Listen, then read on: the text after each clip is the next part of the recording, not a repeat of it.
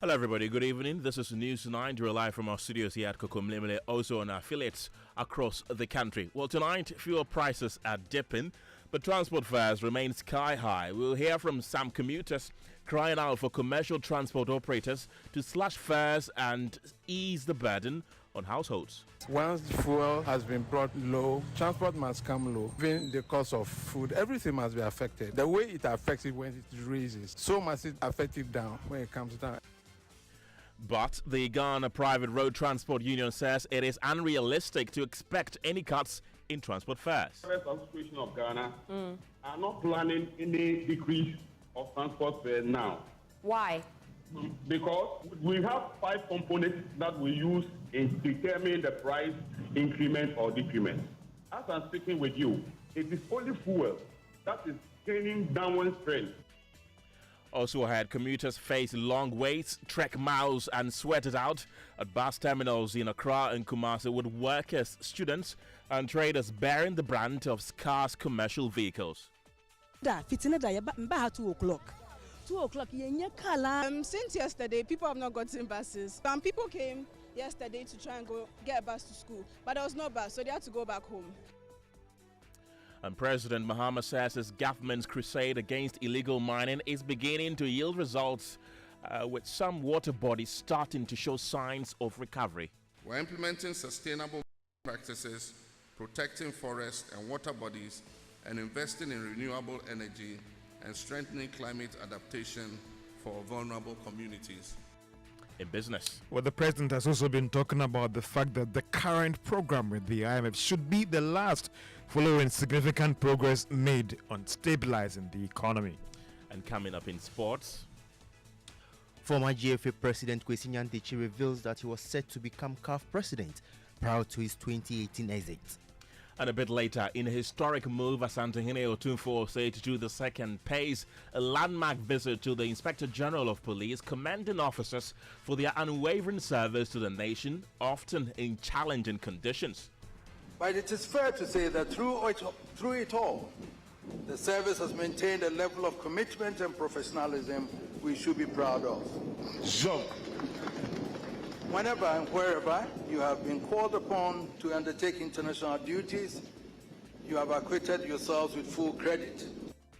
We got details as he also charged the IGP to redeem the integrity of the police and win back public trust. As we embark on this journey together, we will urge you, IGP, and your devoted colleagues to seriously tackle issues affecting police integrity and public trust. It may well be necessary to reinforce or upskill the values you include in your men, so they are left in no doubt.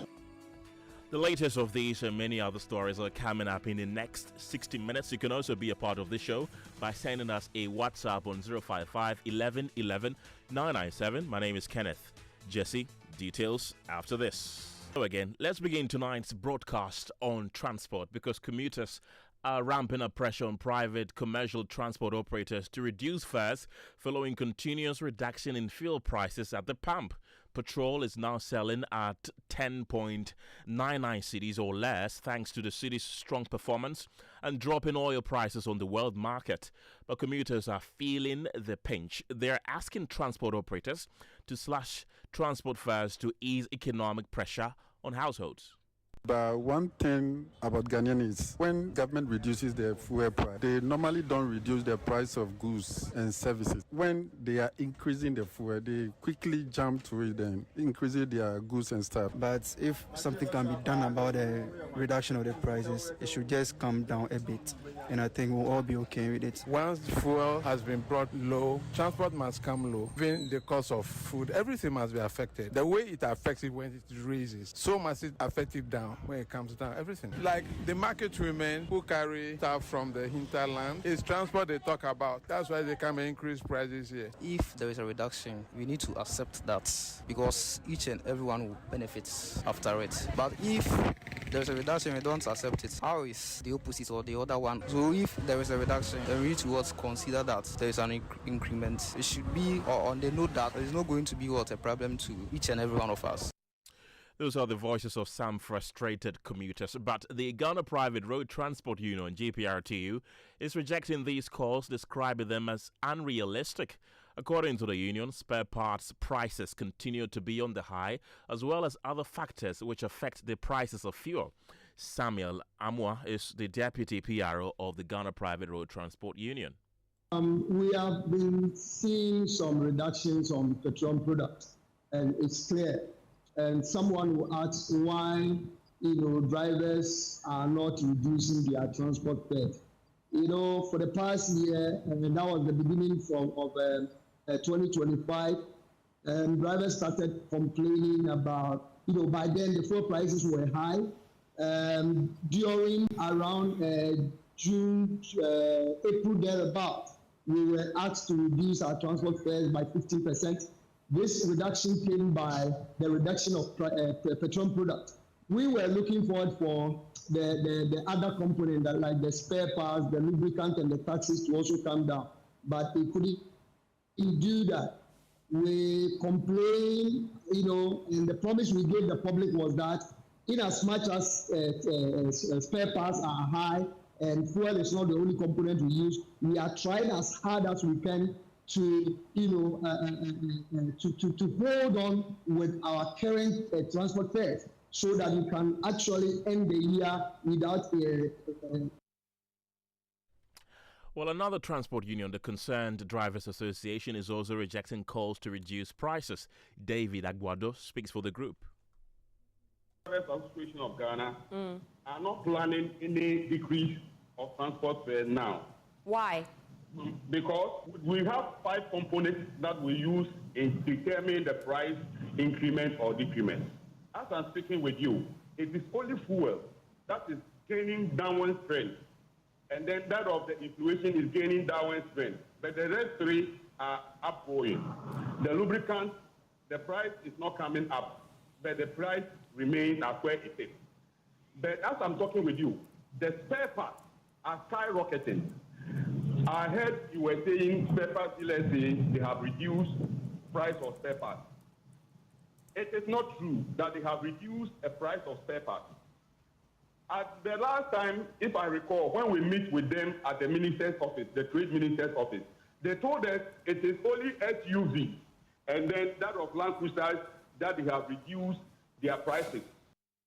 All right, so you heard that David Aguado, who speaks for the Concerned Drivers Association of Ghana. Let's come back to the studio and get some understanding of how steep the decline in fuel prices have been since the last few months. Caleb Ziblame of our research desk is joining me in studio with some more. Caleb, paint a picture of the decline in fuel prices. What's really the percentage and how sustained has it been over the last few months? Yes, Ken. So let's go back for a year. So if you look at the beginning of 2025, fuel started trading around 15 cedis, 90 pesos for diesel, and 15 cedis, 80 pesos for petrol or super. That was at the beginning of 2025. Then the year ended at 11 cedis, 99 pesos for diesel, for super, and little above 12 cedis for diesel. So we've seen a drop from cedis down to 11 cedis for 2025. Then in 2026, we are seeing another drop. That's from 11 cedis now to 10 cedis. Currently 10 cedis, 99 pesos. So there's been a deep nosedive from 15 cedis. And if you put a trend, do a trend line, you see that it's going very down, very steep indeed. And then the momentum doesn't seem to be dying anytime soon.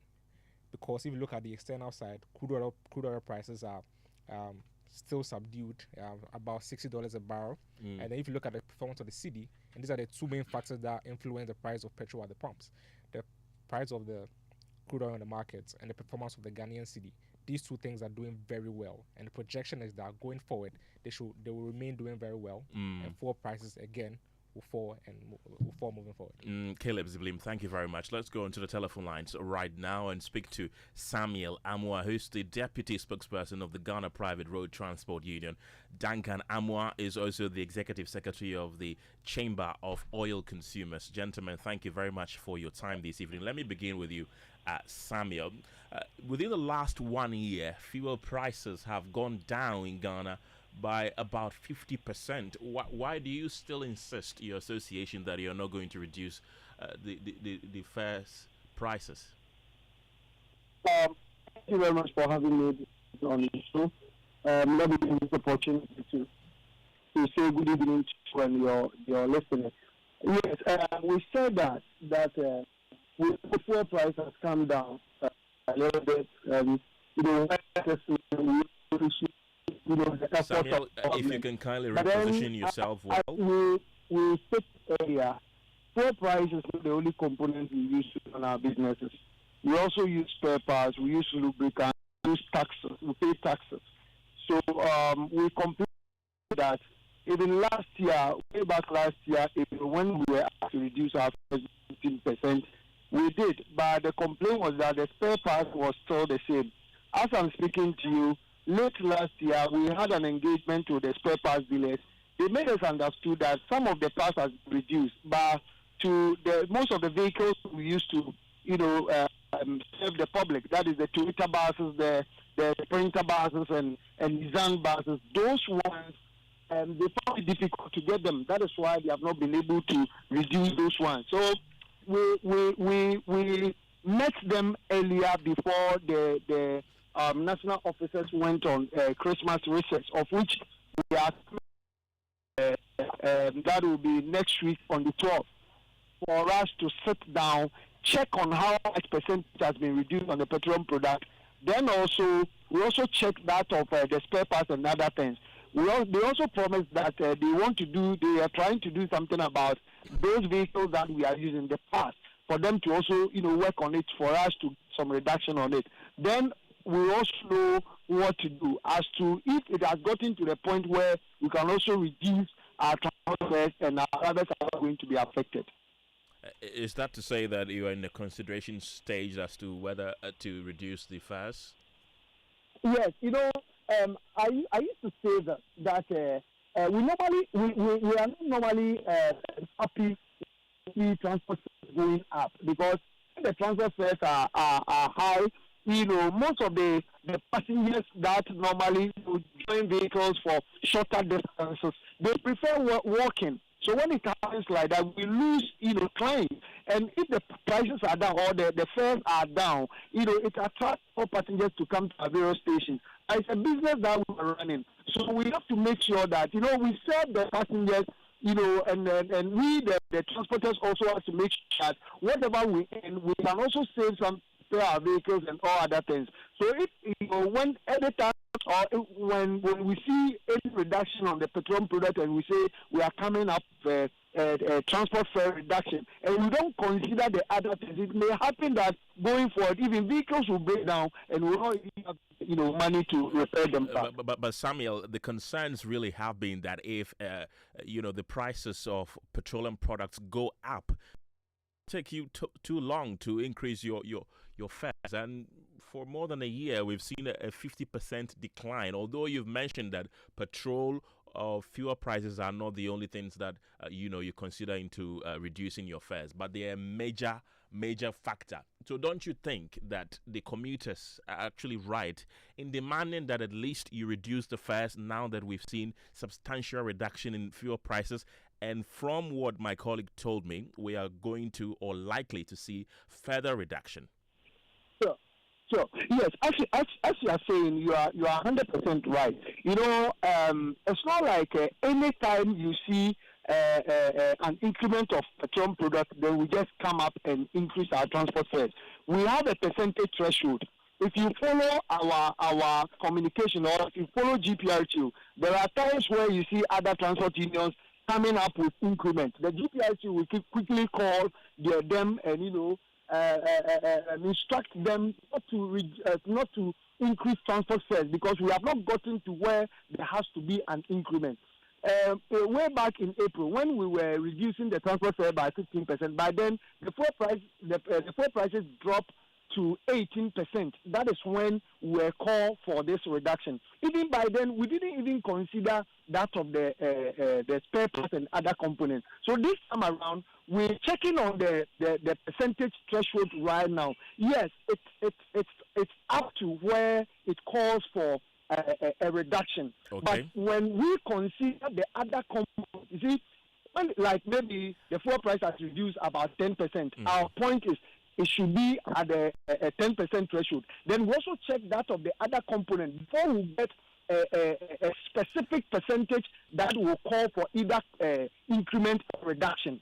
But Samuel, you've admitted that it has met the threshold for reduction. The other components that you say are spare parts and other things, you say that there's not been any movement at all. It hasn't gone down or up. Is that not fair, to at least say that we're going to reduce that? Yes. The way you are saying, the part, there has never been any reduction on spare parts. I stated earlier that when we had a meet with the Abosokan Spare Parts Dealers Association and then the Trade Ministry, they brought up some list. There's some list of items that has been reduced. Right. And made that none of our parts, was part of them. Those vehicles were SUV, those private, cars, V8 vehicles, and all that.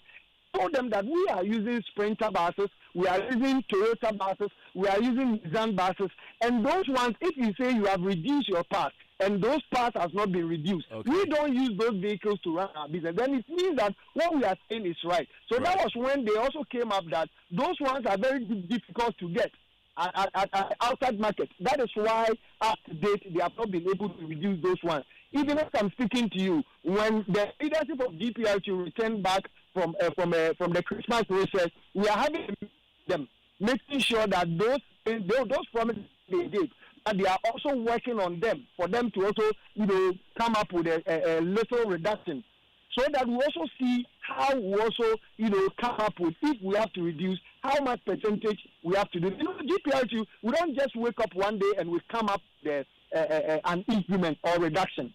There is a survey that we do. We have a team that goes out there to make sure that where was this and where it is now.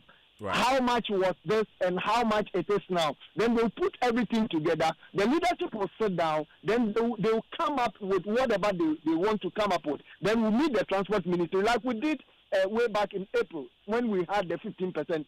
Right, Samuel Amwa, thank you very much. That's the deputy spokesperson for the Ghana Private Road Transport Union. Let me bring in Duncan Amwa, who's the executive secretary of the Chamber of Oil Consumers. Duncan, grateful for your time this evening. We've been seeing, a sharp decline in the prices of fuel. Are the calls legitimate from commuters demanding for a reduction in fares? Let me say good evening to you again and to your listeners. Indeed, I think that the oil marketing companies have been extremely fair to all of us. You woke up today, gold has done over 1 Ghana cedi, 50 peso adjustment downwards. Star Oil has responded adequately. Total has also gone down same day. Other OMCs are clearly adjusting prices. These numbers count for something. And I think that if you have a situation where you buy 40 or 50 liters a day and you are saving about 50 cedis a day, you cannot say that it is not worth anything, and so you cannot even discuss transport fare reduction. I think that we would allow them the benefit of this week to still monitor the pumps. But whatever happens, first thing next week, we would want to convey a meeting with the transport operators and insist that they do some slashes, because like you rightly requested, if you get to a point where fuel prices should go up by the numbers that I just put out earlier, the same operators will be requesting for adjustments upwards. And so the excuse of lubricants, the excuse of parts, could be excused at this point. But the people that we need to probably focus a lot more on, even at this point, would have to be the online transport operators. You are dealing with the Uber, Yango, Bolt folks. Often when we put pressure on the likes of GPRTU and concerned drivers to reduce their prices, the online guys would, go under, and we don't even talk about them. Right. And so whatever happens at this point, I think that year on year, we did some statement shortly that tells you between January 2025 and January 2026, there's been almost a 40% drop as far as the fuel price levels is concerned. And so the excuses at this point, I don't think would wash. They should do whatever they can, give the relief that consumers should deserve at this point, because clearly one of the key variables of their operations, which is fuel, has clearly declined significantly. Duncan Amo, thank you very much. That's the Executive Secretary of the Chamber of Oil Consumers. And as the festive season dust settles, Accra's transport chaos is back, where commuters are now facing a harsh reality. Long queues, exorbitant fares, and missed appointments, where passengers are waiting hours at major terminals like Circle and Medina Zongo Junction, only to be hit with arbitrary fare hikes by drivers cashing in on the demand. Where students and workers are struggling to reach their destinations on time, raising concerns about transport reliability. Michelle Latte and Mavis Kabuko report. Accra's transport system is feeling the heat. The post-festive season rush has led to a severe shortage of commercial vehicles, leaving many passengers stranded and frustrated. Long queues at bus terminals, exorbitant fares, and endless waiting times are now the new normal. Transport operators blame the reopening of schools for the pressure on the system. GPRTU Secretary for the Kanishi to Cape Coast Station, Francis Ama, acknowledges the challenge. The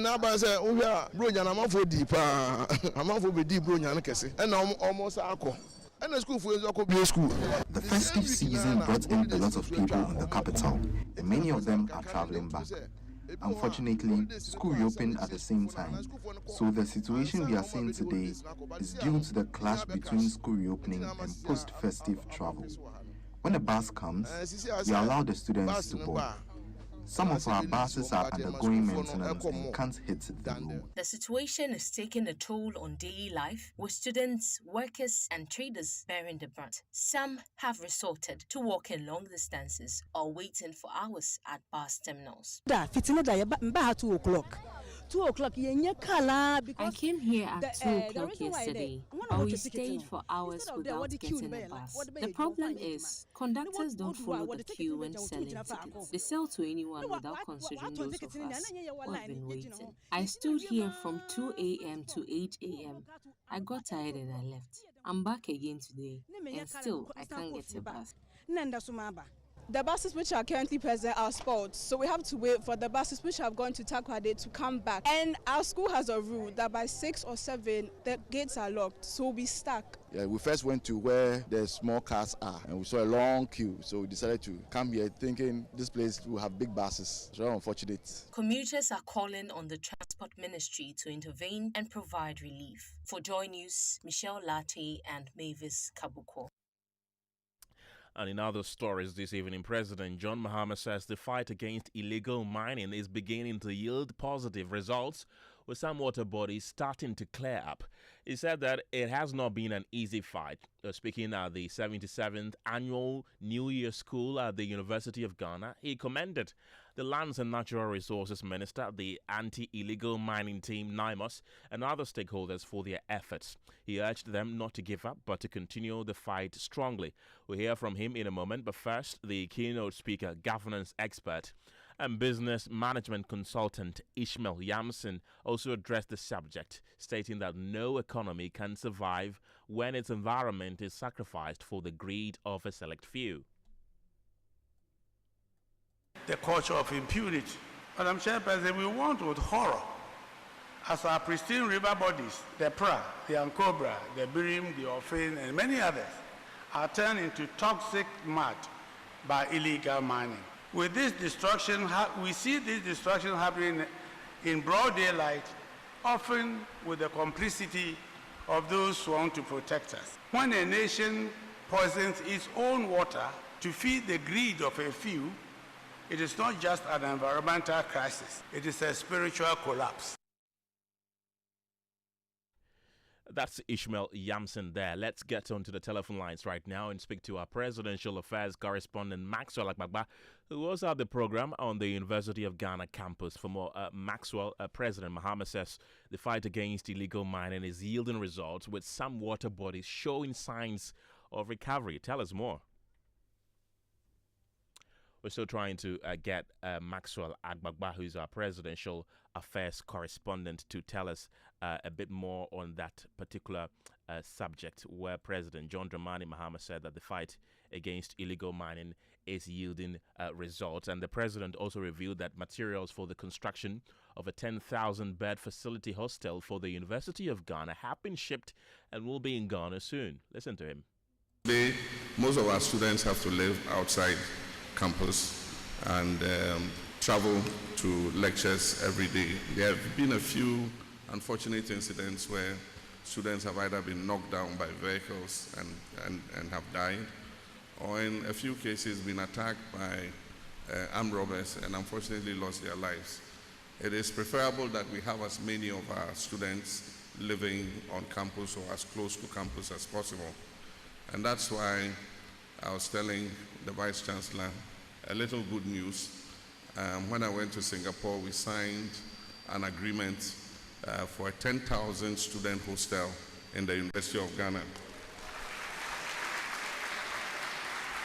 And this is going to be a prefabricated building. It means that the building will be manufactured somewhere and will come and be assembled on campus. And so the machines for the factory that would manufacture the building and come to assemble it on campus has been shipped from Singapore and is on its way to Accra.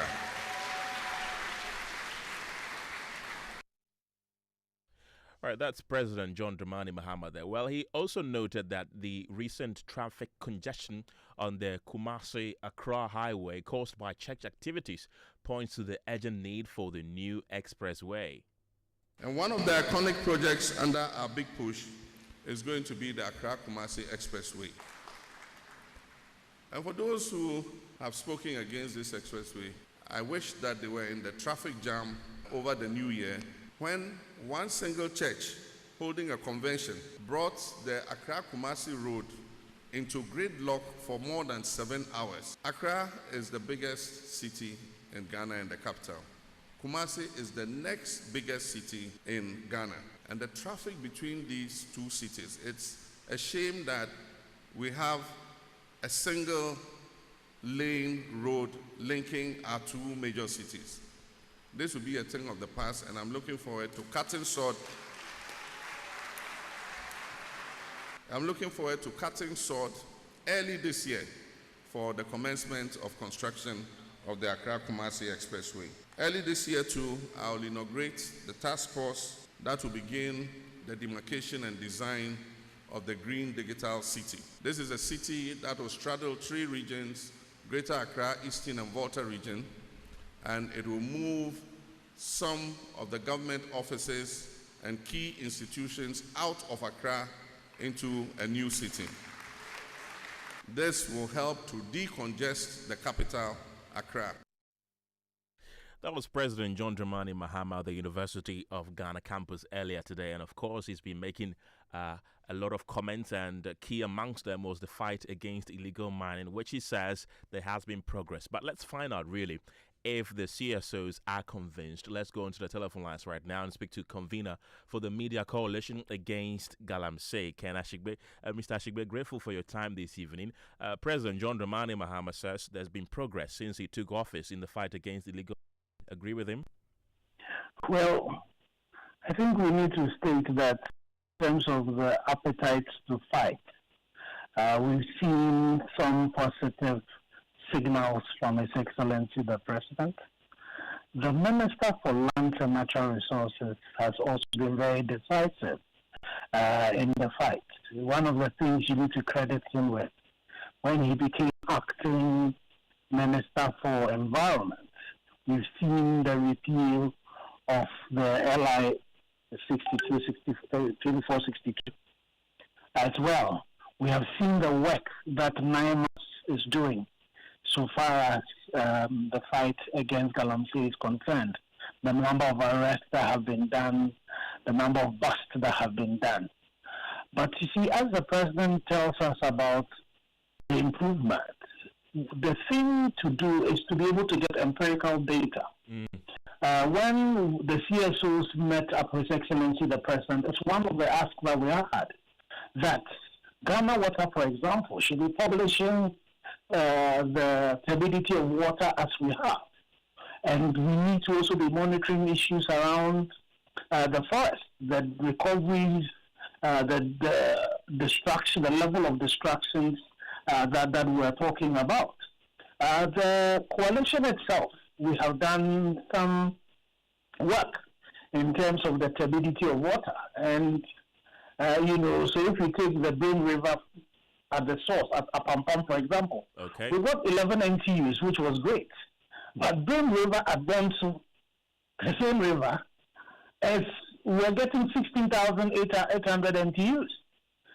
So there, in terms of the turbidity of the water, we will need to establish that, with empirical evidence, to be able to show that.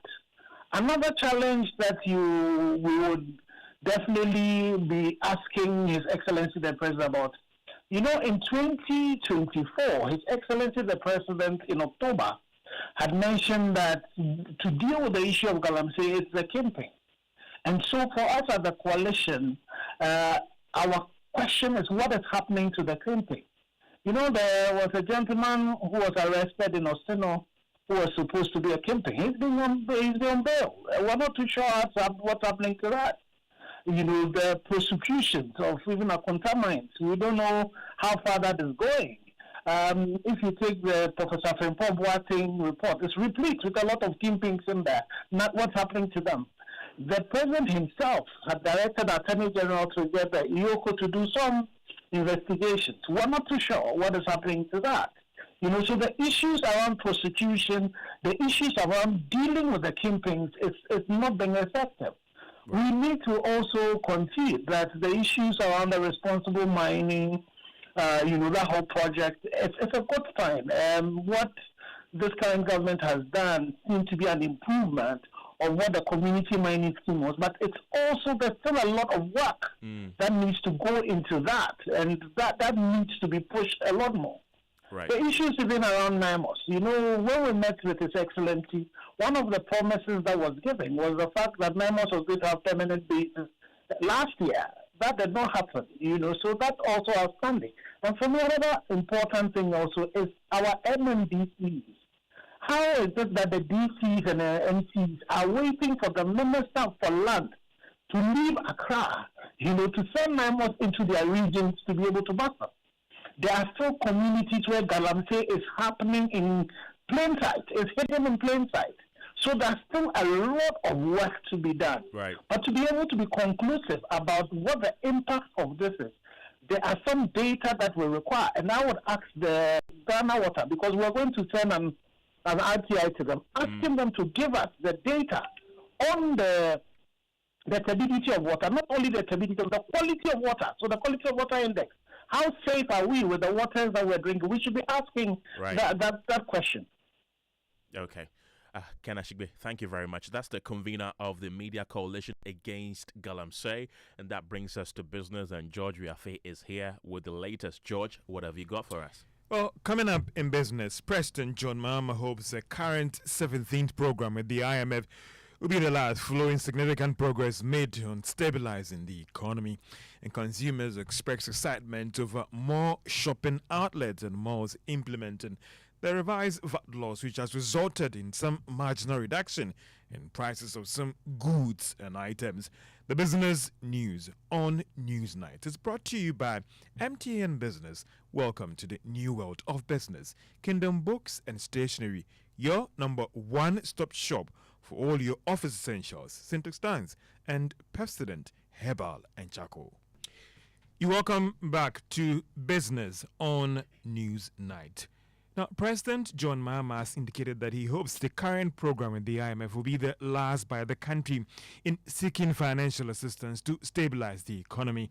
Ghana is currently in the 17th Extended Credit Facility Program with the IMF, seeking to restore economic stability with some $3 billion in financial assistance. Speaking at the University of Ghana New Year School Program, the President, however, noted that this will not mean total end to any relationship with the IMF. Restoring fiscal discipline, rebuilding confidence in the financial sector, and supporting indigenous enterprises to grow. Economic resilience is not achieved through austerity alone, but through production, inclusion, and shared prosperity. As the keynote speaker said, the IMF program, the Extended Credit Facility Program with the IMF, has been very successful. We will emerge from the Extended Credit Facility with the IMF towards the middle of this year. And it is my hope that this will be the very last time we will ever go for a bailout from that international monetary institution. It must be the 17th and the last time that Ghana goes for a bailout from the IMF. We'll continue our collaboration with the IMF under Article 4 and other instruments that the IMF have. But it will definitely be the last time we go on our knees to beg for a bailout. And that is President John Mahama. Now, consumers have expressed excitement over more shopping outlets and malls implementing the new value-added tax laws. Now, this has resulted in some marginal reduction in their shopping expenditure over the past few days. Some of these consumers have been speaking to Joy Business after the Ghana Revenue Authority visited some shops in the metropolis to ascertain issues on the ground. Now we can recoup the levies, the 5%. And on behalf of the consumers too, we want to thank the commissioner, by extension the government, for that, because it brought more money into the pocket of the consumer. As I'm speaking, as an employee of Okadeco, I'm still a consumer, and we were able to seamlessly move the system to 20%. And I think your team can assess that. Got a switch and then a solar light, so an outdoor solar light, yes. And we noticed that we no longer see COVID-19 levy charged here. And then we also see that the VAT has also reduced. I think it used to be 21%. Now we see 21.9, yes. Now we see 15%. And that's a significant reduction. And we are happy. At least we save some money for our pockets. So we are most grateful to the government. Thank you. Usually our prices, as you can see, they are based on a price which is before VAT, then we add the VAT. Yeah. So which means now everyone that is buying is saving that 1.9%. And those are some consumers speaking to Joy Business after witnessing some price reductions in items bought as more shops comply with the new VAT laws. Now, Bank of Ghana says it wants to move diaspora remittances beyond consumption into long-term investment to support the country's economic growth. Speaking at the London Accra Economic Growth Summit, Governor of the Bank of Ghana, Dr. Johnson Isiama, said that these new investment-focused instruments, such as diaspora bonds and collective investment scheme, could unlock funding for various sectors of the economy. At the Bank of Ghana, we continue to strengthen payment systems and regulatory frameworks to ensure these flows remain efficient, they remain transparent, and are supportive of our forex market stability. The next phase of our policy focus and a central theme of this summit is to complement remittance inflows with structured investment-oriented instruments. This includes exploring opportunities such as diaspora bonds, collective investment schemes, and other capital market products that allow diaspora savings to be mobilized into productive sectors of the economy while offering transparent, well-regulated returns to investments. And that is Bank of Ghana Governor Dr. Johnson Isiama. Now, workers in the mining sector are calling on government to urgently review the country's labor laws to better protect workers. Speaking to Joy Business on the expectations for the year, General Secretary of the Ghana Mine Workers Union, Abdul Mumin Bana, stressed that without deliberate reforms to the labor laws, efforts to improve working conditions will remain limited. I've drummed up the issue of labor law and, for that matter, as a union, we have drummed up the issue of labor law and, for that matter, our legislation in this country. I mean, in other dispensations, nobody's going to take this temporary employment at all. And it all boils down to our labor laws. We have relatively weak labor legislation. So if you look at it contextually, from a legislation point of view, we have serious issues we are grappling with. Once the law is weak and gives opportunity for employers to do what they're doing, it becomes quite problematic. And so it's important that government tightens, working with the social actors, try and improve on the current state of the law so that we can guarantee greater employment protection for workers. General Secretary of the Ghana Mine Workers Union, Abdul Mumin Bana, and that's all for business on Newsnight.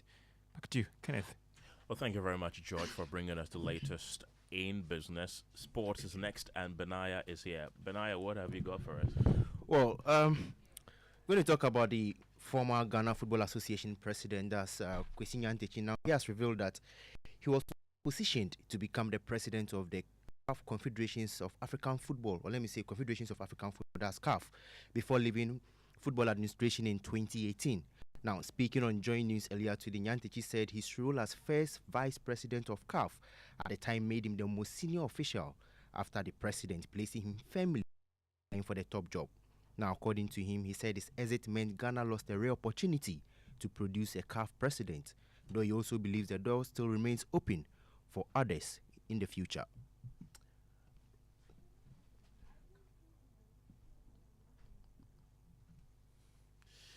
Yeah, so that was basically Nyantakyi. That's what he was saying. He was saying he had the opportunity to become the CAF president, but due to the ANAS expose, he wasn't able to get the opportunity to live that dream. So you can now take the sound. And that was during Issa Hayatu's time. No. Hayatu left in 2016. So yours was whose time? Ahmad from Madagascar. He didn't last. He left around 2019, 20 thereabout. So Ghana could have had a CAF president. Possible. Maybe it's still possible. Really? Okay. Okay. With someone. The current regime of officers and the future, anybody who works hard has the potential to become CAF president. But do you think about it that I could have been and I'm hurt by the fact? No. I'm not hurt by anything like that. Okay. Life goes on. There are many opportunities in life for every individual. I just went into football management by chance. I started as a lawyer. I worked in the bank for a long time. Then it just came my way and I just stepped into it. Yeah, so that's Kwesi Nyantakyi there. And before I wrap up, Kenneth, now Algeria, they are through to the quarterfinals of the Africa Cup of Nations after beating DR Congo 1-0 thanks to a 119th winner by Adil Bulbina. And they are going to meet Nigeria in the quarterfinals on Saturday in Marrakech. And yeah, come on, Algeria. They should do it. They should make us proud. No. I think Nigeria. Is it Algeria? Algeria versus Nigeria. Oh, I'm supporting Nigeria. Please. Oh, come on. I'm supporting Algeria. They are brothers. But do you think they're going to be supporting us at the World Cup? I mean, for rivalry's sake, they might not be, but yeah. So for rivalry's sake, we shouldn't reciprocate evil with evil. I'm supporting Nigeria. All right, so that's it for sports. Right. Thank you very much. And royalty met policing today at the National Police Headquarters in Accra, where His Royal Majesty Otumfuo II paid a royal visit to the Inspector General of Police, Christian Tete Yohunu. Well, the act marks a historic event where any Asantehene has traveled to meet an IGP at the police headquarters. The visit featured a parade, official statements, and a behind-closed-door meeting between the two where high-level security matters were discussed. And my colleague James Aveji was at that event and is joining me in the studio for more. James, let's dive into the IGP's address, where he gave the Otumfuo Asante II some recommendations or some commendations on his role in significant peace mediations in recent times. Tell us more. Yes, Ken. So the IGP in that statement underscored that, citing examples of the Otumfuo's mediations in the old Dagban crisis, as well as the just ended mediation in the Boku crisis. He also went ahead to extol his commitment and full support to the Ghana Police Service, especially in the fight against illegal mining. I must commend Your Majesty and highlight your role in peace building and conflict resolution, which has had a profound impact on national security. Mentioning your exceptional mediation skills, which have restored peace in numerous conflicts across our nation, compels me to describe you as the King Solomon of our time. Your wisdom, patience, and moral authority have brought calm where tension once prevailed, and unity where division once threatened our peace. Specifically, you chair the Committee of Eminent Chiefs that successfully resolved the long-standing Dagbon chieftaincy crisis, restoring peace and stability to the area. Your mediation efforts in Yendi, and more recently in the protracted Boku conflict, to mention a few, have yielded practical recommendations that continue to guide security operations. So that's the IGP Christian Teteyo. What did the Asante Otumfuo say to the second say, James? Well, the Otumfuo himself have been calling for a more deepened relationship between the, traditional leaders or culture as well as the police or security services. He believed that to instill value into the training of police to ensure that the protection of lives and maintaining law and order is deepened. He went on to charge the police through the IGP to work hard to redeem what many have described as lapsing integrity of the police as well as public trust. I have always believed that the discipline and the values instilled during training by the police and military shapes one for a lifetime. No one who goes through the training is ever in doubt about what the uniform represents and the values they profess to uphold when they bear the coat of arms. So it is puzzling, to say the least, when Ghanaians see men in uniform act publicly in a manner which evidently compromises the integrity of the service. They provide an escape route to doubters who will argue that if the men of the disciplined service cannot maintain their values, how can they expect civil society to be able to do so? As we embark on this journey together, we will urge you, IGP, and your devoted colleagues to seriously tackle issues affecting police integrity and public trust. It may well be necessary to reinforce or upskill the values you include in your men, so they are left in no doubt. Whatever they do which compromises the integrity of the police also dishonor the uniform and the coat of arms they bear. So that's Otumfuo Osei the second there, and made that historic visit to the Ghana Police Service earlier today here in the Greater Accra region. And tonight, the Bank of Ghana says it is working closely with the Gold Board and the Ministry of Finance to review and strengthen the domestic gold purchase program amid concerns about its long-term cost and sustainability. Speaking at the 77th Annual New Year School at the University of Ghana, the Bank of Ghana Governor Johnson Esiama said the central bank intends to convene a focused policy workshop to further examine how the program can be refined in line with global standards. It's no longer a concept, it is operational. It is embedded within our macroeconomic framework and has reshaped how Ghana captures value from its gold resources while strengthening external barriers. The relevant question is therefore not whether gold law should exist, but how it should be governed, how it should be refined, how it should be sustained, and to do so with the national interest. As you will remember, the domestic gold purchase program was introduced at a moment of acute vulnerability. And this was when foreign exchange barriers became thin and confidence was fragile. Its purpose was clear, and this was to strengthen reserves, stabilize the currency, and create space for macroeconomic recovery by leveraging Ghana's own natural endowment. Right, so that's the governor of the Bank of Ghana, Johnson Esiama there. That brings us to the end of Newsnight tonight. But before we go, here a few of your messages you've been sending to our WhatsApp console. Musa Abattoir in Swansea says the assault on a journalist and a civilian by the fire service personnel is unacceptable and unprofessional. A thorough investigation must be conducted and those responsible must be held accountable to deter future misconduct and protect public trust. Patrick from Ablekuma says the Mahama government should ask or task his transport minister with clear KPIs, including at least a proper railway system in the country. And this is from Nana Ekuamwa Boatin in Ablekuma. He says just this January, the government had increased water and electricity bills. Now, University of Ghana is also increasing fees. Abain Papanie. And the last one is from Pitero Abubero from Tegbi, Wagana. He says, why when there is a slight change in price in fuel, drivers increase lorry fares, but when there have been reductions in fuel prices, drivers complain and shift it to spare parts dealers.